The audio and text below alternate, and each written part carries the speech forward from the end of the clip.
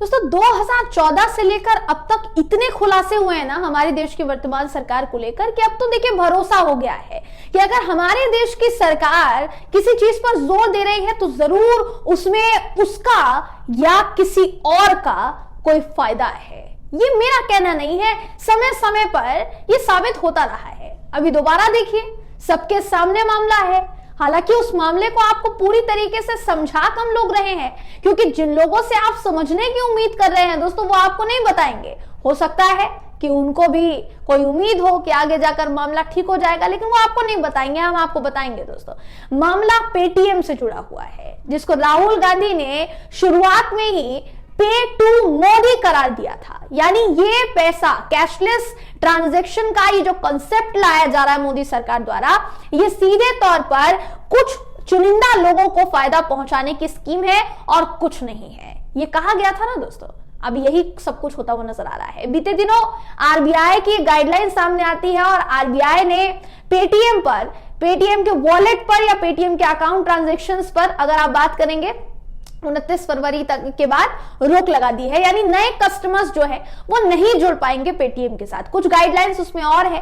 हालांकि पेटीएम का ये कहना है कि इससे ट्रांजैक्शन पर कोई असर नहीं पड़ेगा, आप ट्रांजैक्शन डिपॉजिट कर सकते हैं, निकाल सकते हैं, लेकिन पेटीएम वॉलेट पर इसका पूरा असर पड़ेगा। अब जितने भी करोड़ों की संख्या में उसके पास बैंक अकाउंट है उसका झोल हो सकता है, बाकी चीजों का झोल हो सकता है। तो इस असमंजस में लोग पड़े हैं कि पेटीएम का क्या होगा और पेटीएम हमारे लिए सेफ है या नहीं है। दोस्तों अब इसको लेकर सुप्रिया सुनेत, कांग्रेस जो इल्जाम लगा रहे हैं, जो आरोप लगा रहे हैं भारतीय जनता पार्टी पर, हमारे देश की सरकार पर, वो जग जाहिर हो गए हैं। दोस्तों इल्जाम क्या है, आरोप क्या है, इस खबर में आपको मैं बताऊंगी। नमस्कार, मेरा नाम है जयंती झा और आप देख रहे हैं सोशल न्यूज।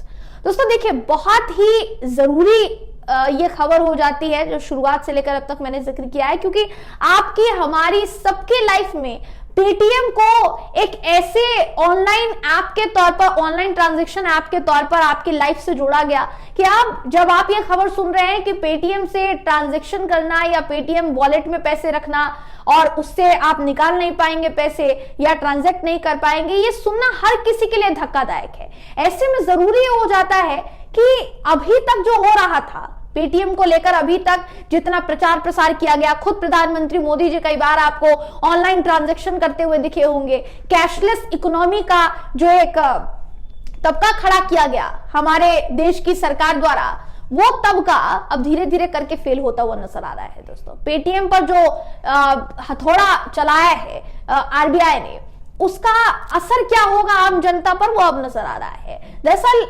कांग्रेस ने आरोप क्या लगाया है वो आपको मैं बिना देर के बता देती हूँ। क्या कहा है उन्होंने, सुप्रिया सुनेत लिखती है अपने ट्वीट में कि नोटबंदी के 2 दिन बाद यानी 10/11/2016 यानी 10 नवंबर 2016 को अखबारों में पीएम मोदी की तस्वीर के साथ पेटीएम फुल पेज विज्ञापन देता है।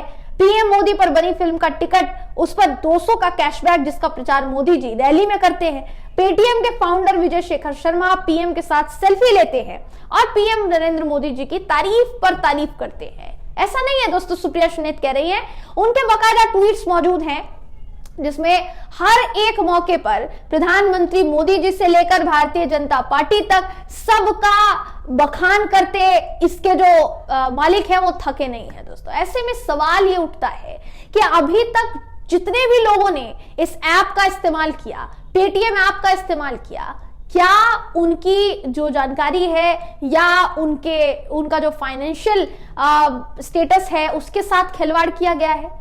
हर एक चीज की जानकारी किसके पास पहुंच रही थी अभी तक? अगर पेटीएम बंद हो जाता है इस तय डेट के बाद, तो इससे जनता के ऊपर असर पड़ेगा या नहीं, साफ सीधे तौर पर नजर आ रहा है। दोस्तों हम या आप, हर कोई, तकरीबन 6 करोड़ लोग, ये आम बात नहीं होती, अगर 6 करोड़ लोग किसी ऐप का इस्तेमाल ट्रांजैक्शन करने के लिए कर रहे हैं, किसी को भेजने के लिए कर रहे हैं, उसमें आपकी बैंक डिटेल्स है, उसमें आपका अकाउंट डिटेल्स है, उसके पास अभी तक आपकी ट्रांजैक्शन हिस्ट्री है, तो ये एक बड़ी बात है। और उसके ऊपर अगर कह सकते हैं आपकी बुलडोजर चला दिया जाता है उस ऐप के ऊपर, तो फिर ये हमारे लिए और आपके लिए, सबके लिए धक्कादायक होगा। लेकिन नुकसान किसने किया, ये भी सोचने वाली बात है। दोस्तों फायदा किसको हुआ? क्या कुछ चुनिंदा लोगों को फायदा हुआ? आपको याद होगा राहुल गांधी ने पेटीएम को लेकर क्या कहा था।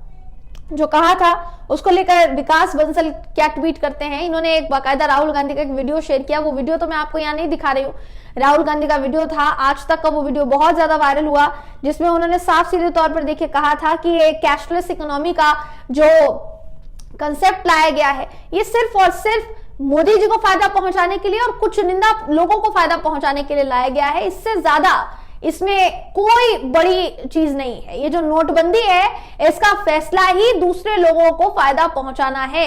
ऐसे में सवाल ये उठता है कि अगर अभी तक फायदा किसी को पहुंच रहा था तो वो कौन था, और अगर जिसकी तरफ इशारा किया जा रहा है उसी को फायदा पहुंच रहा था तो क्या ये देश की जनता का नुकसान नहीं है? क्या देश की जनता का पैसा बर्बाद नहीं गया?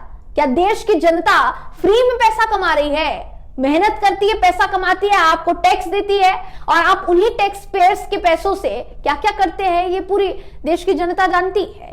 वहां उन पैसों को कहां कहां खर्च किया जाता है ये पूरी देश की जनता जानती है। तो ऐसे में सवाल ये उठता है कि इस पूरे घटनाक्रम पर अभी तक जो प्रधानमंत्री जी कुछ बोले नहीं है, क्या कुछ बोलेंगे, और अगर बोलेंगे तो क्या देश की जनता से माफी मांगेंगे? ये बड़ा सवाल है दोस्तों जो उठ रहा है। आप क्या सोचते हैं इसके बारे में, आपकी क्या राय है, कमेंट करके हमें जरूर बताइएगा। अगर आपको ये वीडियो पसंद आया हो तो वीडियो को लाइक कीजिए, शेयर कीजिए, चैनल को सब्सक्राइब करना बिल्कुल भी ना भूलें। फिर मुलाकात होगी आपसे अगली वीडियो में, तब तक के लिए नमस्कार। चैनल को लाइक, शेयर एंड सब्सक्राइब करें और बेल आइकन दबाना ना भूलें।